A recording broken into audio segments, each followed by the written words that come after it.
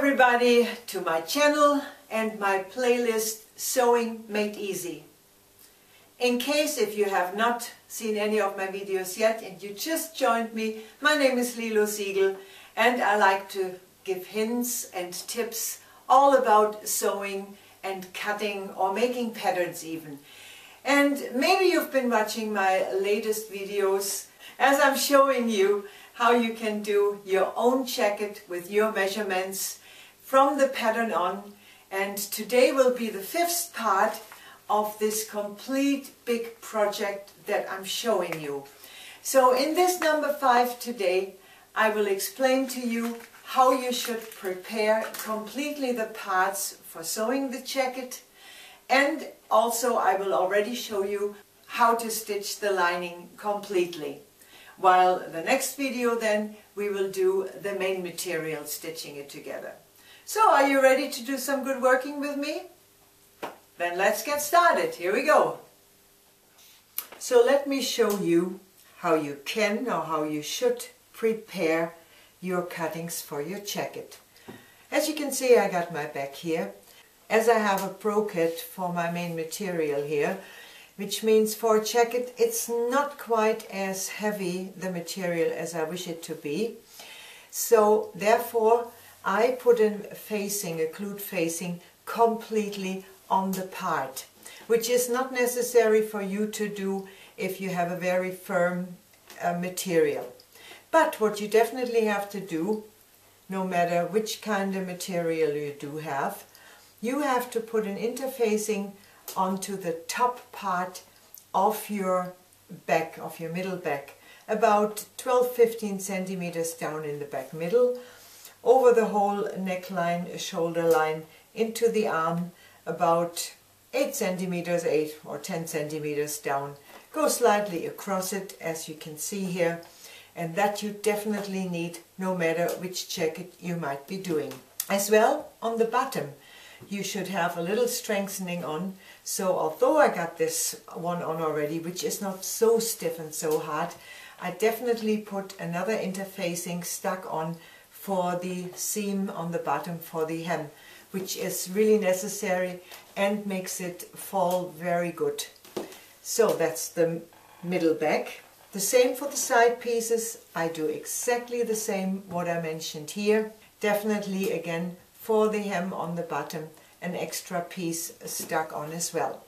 So let me put this on the side and explain to you about the sleeve, which again is exactly what I said about the back, the middle. Just on the sleeve I even took a smoother and thinner piece to stick onto my material, but on the bottom and where the slight little vent, even if it's an artificial vent, I also put a little bit of strengthening on. Then I can still decide afterwards if I want to put some buttonholes in, which gives me the strength that I need then at the same time. And the same I do on the upper sleeve.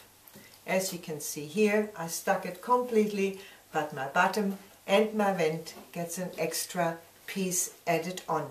Slightly different prepared is my front. Again, of course, I put on the whole piece my interfacing stuck on, but as well as on the button for the hem, I also put an extra strengthening piece on the front, so this will never be worn out. The same on the shoulder, because as you remember when we do the pattern, we always have a little width in the back of the shoulder. So because of the width in the back, it can happen really easy that you stretch your shoulder out, and that is what you don't want. This has got to be very firm, and therefore put an extra piece on your shoulder, definitely, to really hold in while sewing the width into the shoulder and not to stretch this piece out. The same on the neck part, but only as far as your lapel will start. Not in this area, because otherwise this gets too stiff on this bit in the front. What else do we got to look at here? You remember making the pattern? We had like a dart in here, which I first cut open here. I cut open here where the pocket will go. Then I closed this dart that was there, and because of that that little dot opened up. You will remember if you really done the pattern as I showed you. And don't forget to always put all your little marks for sewing everywhere, which we did on the pattern. Now you see some strings hanging around here? Well, the bottom one is actually for my dart, because this is where my dart will end. So I had to mark this, and I did it as it is a very fine material, easy to damage. I put this thread through so I know exactly that is where my dart has got to end. And this side is the left side of the coat, where the little pocket for the chest will have to be worked in, and that's why I mark this as well. Of course, slightly smaller than the actual pocket will be later. So what do I need for the pocket? I can look at that right away. I need a lining for the pocket, I need a facing piece for the pocket, and I need my actual piece to have a big welt there. So all this you got to prepare just as well for the front.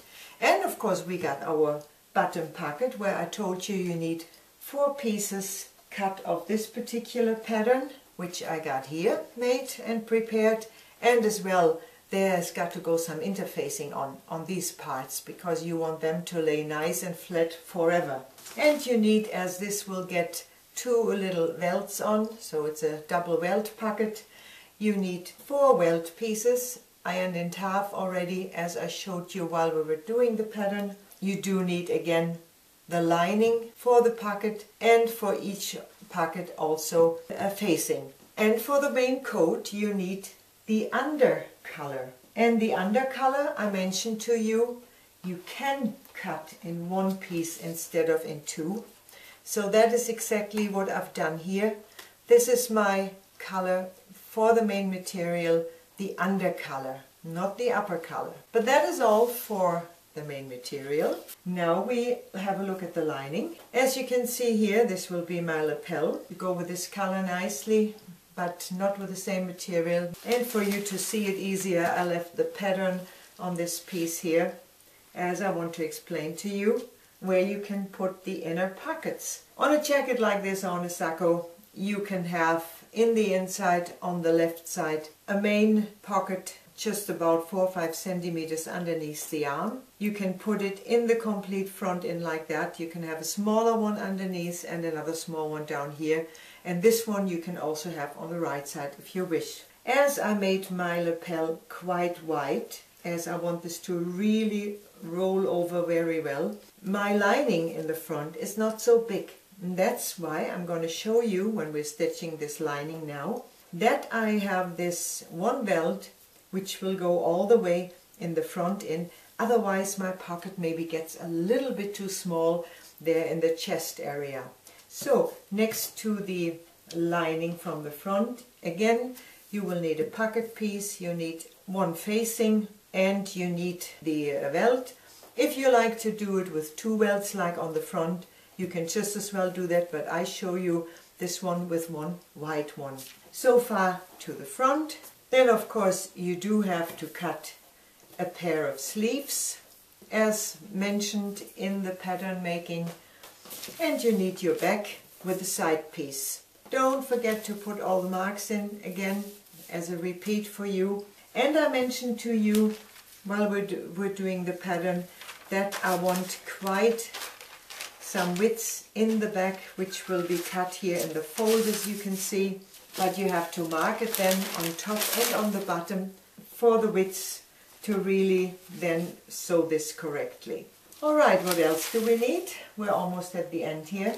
Of course now we need the upper color, because the upper color is stitched into or onto the lining part. And this one definitely should be in 2 parts, as you can see as I prepared it right here with all my little marks and cuts. So I will put this together correctly. And sometimes even guys like to hang up their coat, so I will make a little loop here for in the middle and the back. And now there's only one more thing to mention, is for the shoulders. When we put them in, we need some special polsters to go in the shoulder part, and this little extra piece, which I will cut later when we're putting the sleeves in. We call it a fish, but it's very important for a nice falling sleeve to have a fish in the arm stitched in as well. And of course you need some yarn that fits with the colors, whichever one you're sewing. But that's about it. And then I would say, good, we can start putting the lining together now. Let's get going. I start with some easy preparations first of all. As I have 4 pockets on my coat, I take all my pocket linings and the facing, which I already all ironed on one edge 1 centimeter over. You can see this here. So for all 4 pocket linings, I will stitch the interfacing on. I put it on the edges, you can see here, and I'm not only stitching it on the bottom there, I also go around it all the way because it makes it so much easier for me to do the next jobs when I'm putting the pockets in. So just go all the way around and it's nicely prepared. And do this on all the pockets you like to add onto the coat. Then I take the little loop for the hanger for the coat, fold in the 2 sides and again towards the middle, and I stitch all the way around once to make this nice loop for this jacket. Now I take my upper color and stitch it together. That means put it in the right position as you did the cutting, so you don't get confused which part to stitch onto it. Open it up and put the little part on top of it. Now, if you watched my video making the pattern, you remember that I said on this particular part I only add 0.5 centimeters as I want a nice small seam on that particular part. Make sure when you're sewing it that you do not stretch any of those 2 parts out, and start looking right away for the marks you have, that they will fit together. Take your time, take it easy, because this part is really got to be stitched very well. Because you can also see that I'm taking my time. So in the moment I reach the first cuttings, the marks that I had, I look for my middle mark. And I go to there because I want them to fit on top of each other. And there again, I'm in the middle of the color. I look for my next marks and I stitch to there. And then I follow the line all the way to the end of the color and really watch out that I'm only stitching it 0.5 centimeters in the width. Now check it to make sure that you haven't put any pleaches in while you were stitching it. And now you have 2 possibilities. You either go to the iron board and iron the seam apart, or you stitch both sides very small, 1 millimeter on each side, while laying the seam underneath apart. I like to do this very much because then I know it's always lying perfectly flat in the neck on this collar part. So keep on looking underneath to make sure that your seam is apart, and go, as I said, all the way along on one side first, then turn around and do exactly the same on the other side of this color. As soon as you reach the end, take your little loop that you prepared already, look for the middle and add it on about 1 centimeter away from the edge in the width as you would like to have the particular loop for the coat. So that's what it should look like. I stitched it on, being 1 centimeter away from your cutting edge from the color, because then it will go like that into your jacket. And then you should iron all the parts so they're really lying nice and flat and looking finished off already. So we get to the lining now to put the pocket in. You see a little dot right here where I want to start the pocket, and you see the little cut on the edge on the front of the lining material here. So I take my prepared welt, put it directly onto my mark, but letting the welt of course stand over because I need that for working with. And I take a little pattern which I put right on top. My pattern is just a little bit smaller then I would like to have this welt. That's why I'm putting it on, so you can see like 2 millimeters are standing over at the moment. That doesn't matter as long as I remember also to have this one standing over when I put the next side on. So I go very even along. That gives me exactly the width of the welt as I want to have it. Go all the way through to the end. Also there I got some material standing over, but that's all right. That's better and easier for working with. Now I turn this piece around, put my prepared lining pocket on top, and again I take my pattern which I have, and on the right side I see my seam. She is not maybe so good for you to see, but again I have like a millimeter space in between, so I have exactly the same width now in between those two seams than my actual welt width is.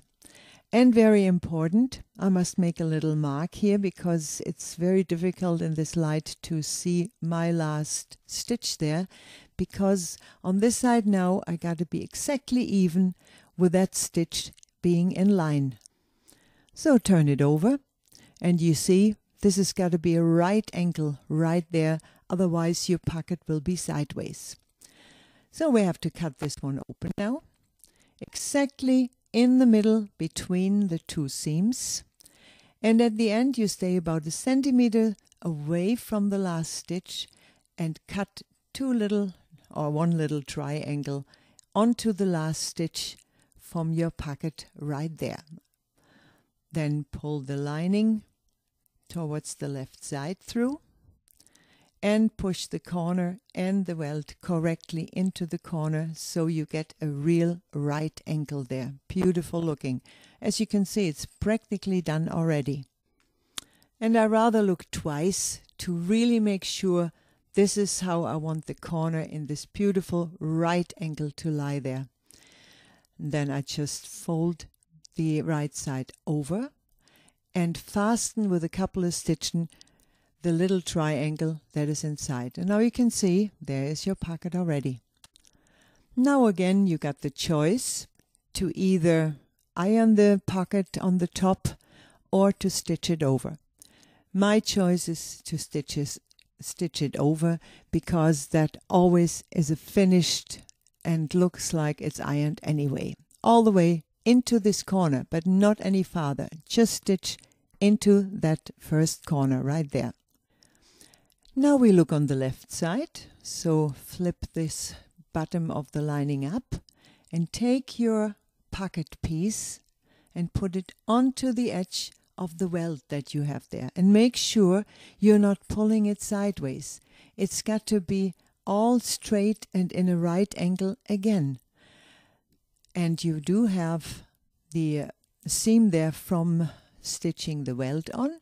So all you have to do is go exactly over that seam that you can see there already from stitching your welt on, and stitch the bottom part from the pocket lining onto that part. So that bottom part I would like to also stitch over, and as my pocket is still open, I do exactly the same. I'm pulling my welt to the right side, as you can see, and my lining material, the pocket and the main front, is lying to the left side, and I stitch through it. Now we first of all close the first side of the pocket, which is lying towards the side seam, and I close this on about 1.5 to 2 centimeters. Later on I have to go over with the overlock, and now I'm stitching over the edge of the front of my lining front, and there I make sure that I'm putting a little bit of width, very little, underneath the lining part from the pocket, because if I pull it too far to the right side, it will later on pull inside of the jacket. So it's about a 3 or 4 millimeter width which you push the pocket underneath the part of the front lining, and then you can cut that off and it's finished for the next job. Now I would like to prepare my back first of all. Again, you got two possibilities. You can either just lay a little fold in the back on the top and on the bottom, or you can do what I prefer. You make out of this extra width that you got on the top in the neck part and on the bottom on the hem like a little dart. So I stitch about 2-3 centimeters straight down first, and then I just go out sideways, no matter how low you go down, about 10 centimeters approximately, and it's like a dart, but on the top it's lying straight, and that's very good. Then I do exactly the same on the bottom. I make sure I got it all in a right angle. I start exactly where my little marks are. I first of all stitch 4 or 5 centimeters, maybe straight, and then I just go sideways out as it is a dart, and that's all you got to do. And then you can take your back, go on the iron board, and from the top to the bottom you iron a nice crease into this back part. Now I go to my overlock machine and I finish off the side of the pocket which I've just done. And I right away take the lapels and the 2 front linings and stitch the lapel onto the front lining. Make sure you have the lining on the bottom and the main material with this lapel part here on top. You should always have the lining on the bottom. And look where you have your first marks, which you have to join together. And as I explained to you, making the pattern, that I added approximately 1 centimeter of width in the lining in, so later on there will be nothing pulling on the jacket.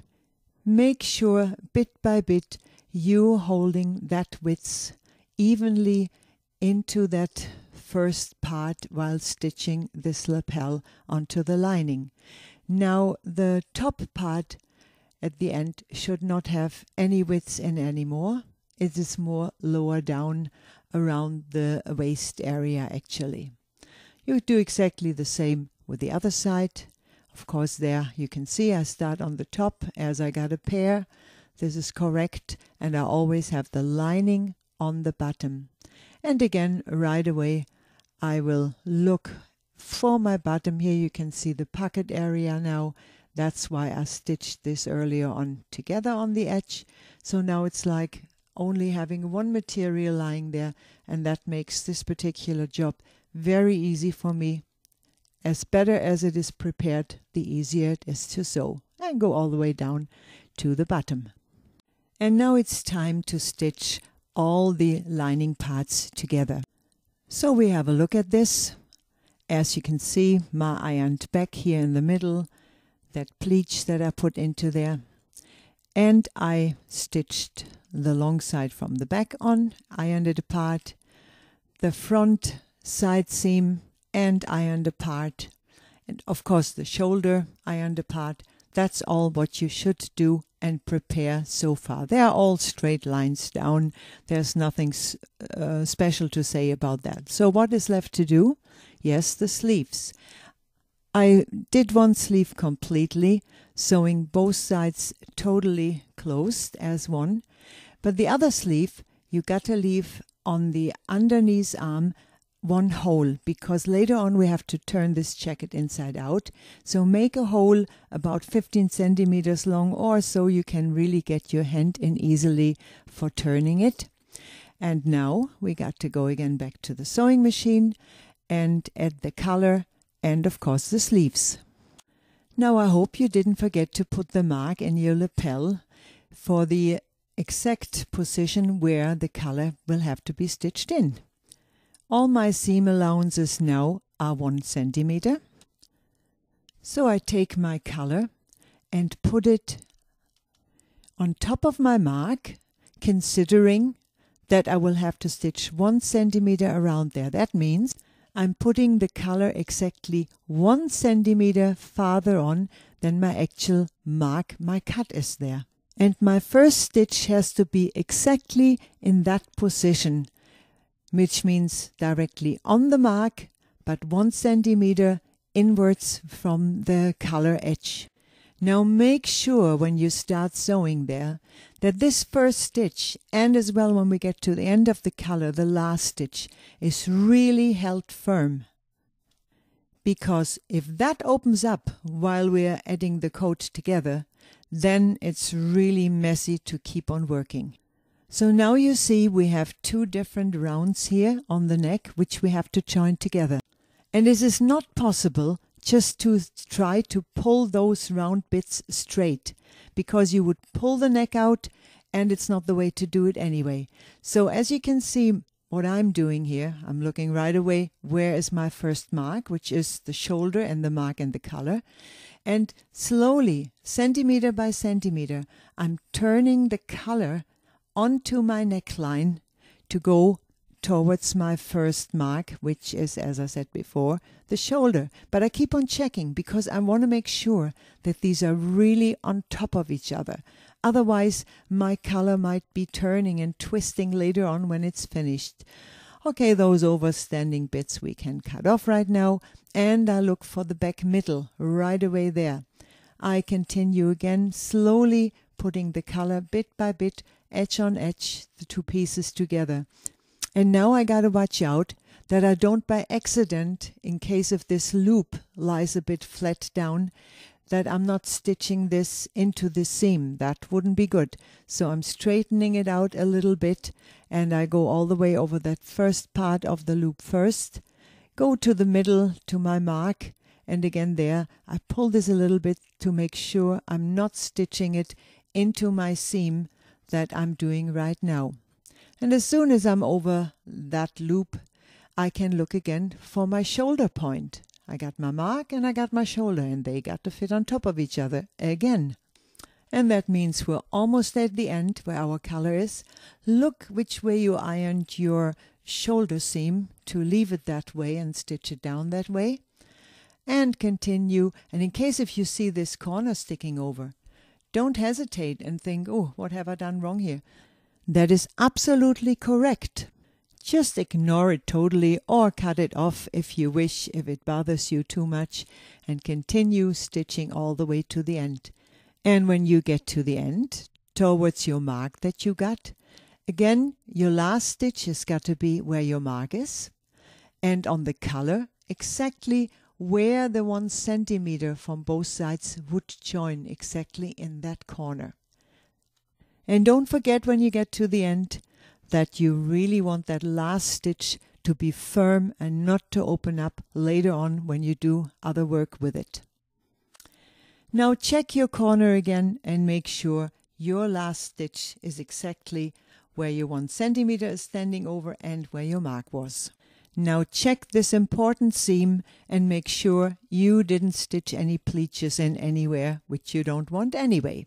And you can see how nicely the loop is lying into that edge of that coat now. Now you should look at the left side, as I want to iron the middle part of the seam, which means from shoulder to shoulder. I will iron downwards as I need it later to join the other color against it. But the front part, from the shoulder down to my first start of the color, I will put some cuts into the material part, not in the color part, about 1 or 1.5 centimeters apart from each other, the cuts I'm doing now, but stay away from your seam, not to cut that open. And I do exactly the same on the other side, from the shoulder down all the way to where my color started. And again I will go to my iron board and iron this seam, which I've just cut in neatly.